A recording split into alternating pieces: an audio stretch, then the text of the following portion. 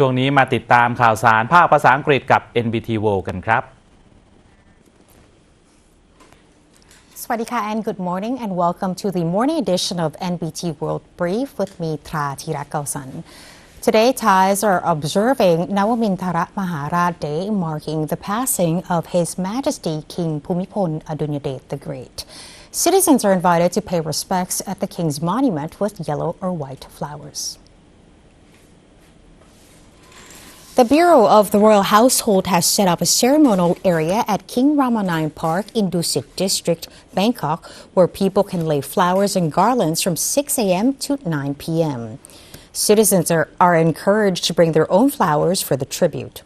Now, to facilitate access, the Bangkok Mass Transit Authority is operating free shuttle buses from Victory Monument to King Rama IX Park from 6 a.m. to 8 p.m.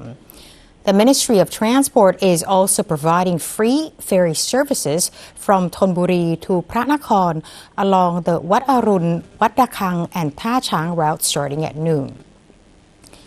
To honor His Majesty King Bhumibol Adulyadej, Bhumibol Bridge 1 and 2 will shine tonight from 7 p.m. to midnight.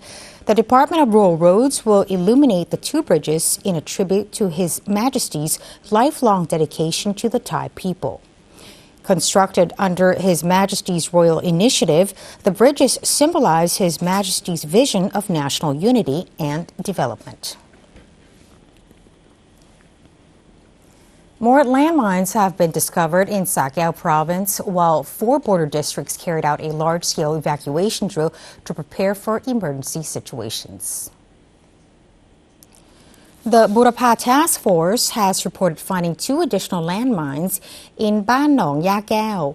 Both were in active condition and safely removed by explosive ordnance disposal teams.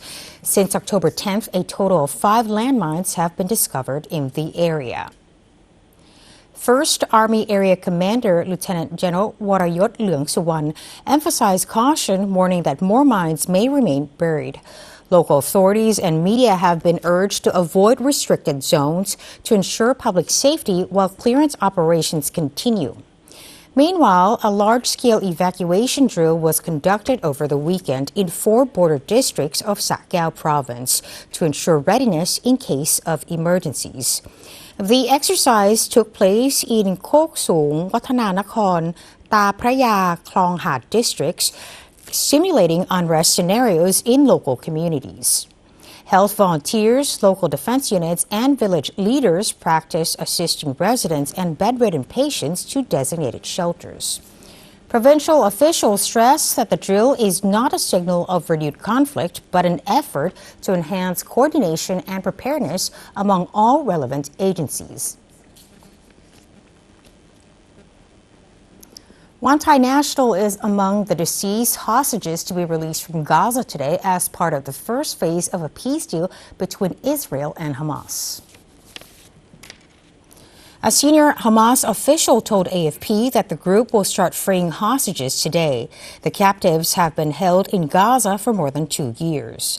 The October 2023 attack killed about 1,200 people and saw 251 others taken hostage by Hamas.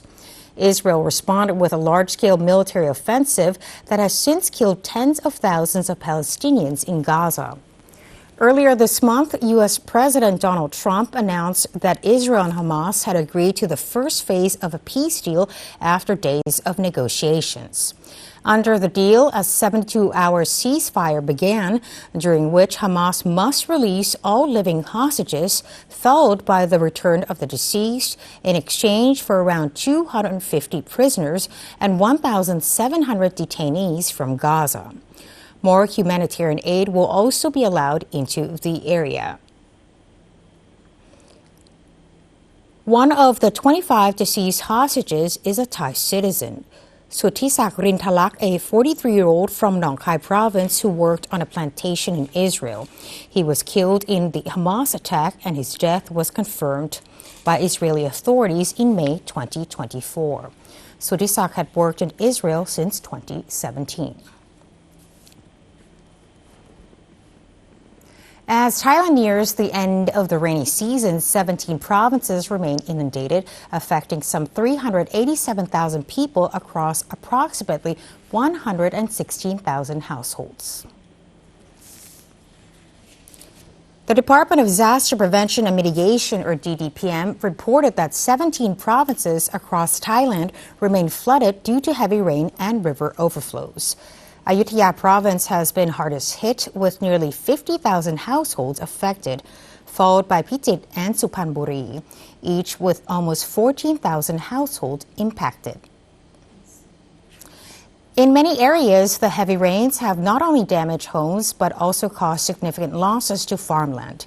Inศรีสะเกษ province, rice fields in Rasi Salai district were severely affected, with over 640 hectares of crops destroyed. Officials are compiling damage assessments and community needs, which will be submitted to theศรีสะเกษ Irrigation Project Office.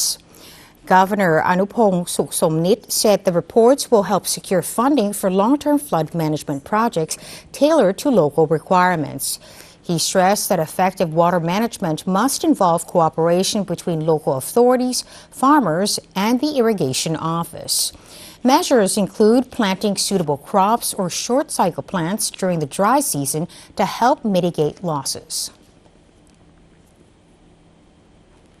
And lastly, Similan Islands National Park in Phang Nga Province has launched the Save Similan campaign ahead of the reopening of the tourism season this Wednesday under the theme Happy, Safe, and Eco-Friendly Travel. The event brought together more than 400 participants, including local residents and tourism operators.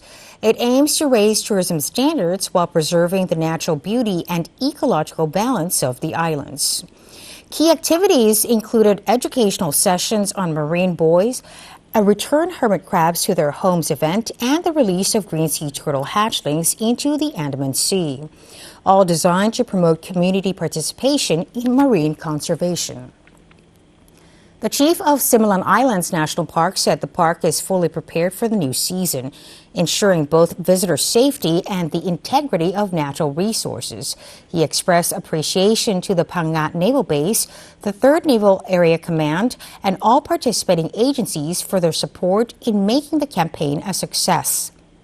The campaign aligns with the policy of Deputy Prime Minister and Minister of Natural Resources and Environment Suchat Chomklin and reflects the royal initiatives of Her Royal Highness Princess Siriwanwari Narirat Rachakanya, who advocates for collective action to restore Thailand's marine ecosystems. And that wraps up our morning edition of NBT World Brief. For more stories and updates, simply scan the QR code on your screen to access our full coverage across all media platforms. Until next time, Sawasdee ka.